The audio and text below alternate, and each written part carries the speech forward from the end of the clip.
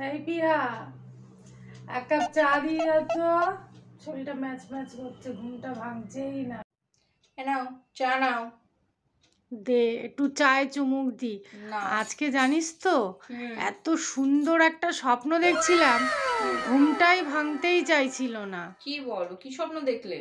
দাঁড়া বলছি, বস একটু চায়ে চুমুক দিয়ে নি, নাহলে তো ঘুমের নেশাই কাটছে না রে। কি স্বপ্ন জানিস? কি স্বপ্ন দেখছিলাম কি, আমরা সবাই সুন্দরবনে গেলাম। সুন্দরবন থেকে যখন ফিরছি তখন দেখছি দুটো হরিণ আমার পেছন পেছন আসতে আস্তে আস্তে আস্তে আস্তে ঠিক আমার ঘর পর্যন্ত আসলো। এবার আমি তো বাবাকে বলছি যে দেখো হরিণ দুটো কি সুন্দর না গো, আমার খুব পছন্দ হয়েছে হরিণ দুটো। তোর বাবা বলল তাহলে তোমার এত যখন পছন্দ হয়েছে তাহলে এক কাজ করি, হরিণ দুটোকে আমি রেখেই দিই। আমি বললাম ধ্যাৎ, হরিণ তুমি কি করে রাখবা?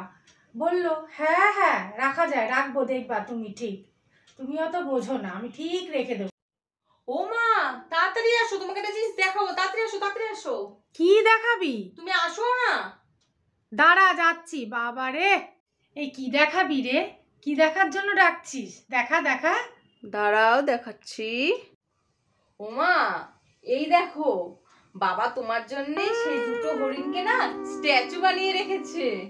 শোন, স্বপ্নের হরিণ যখন স্ট্যাচুই করে রেখেছে, তাহলে বল ওই হরিণের পাশে আমার একটা সমাধি করে দিতে।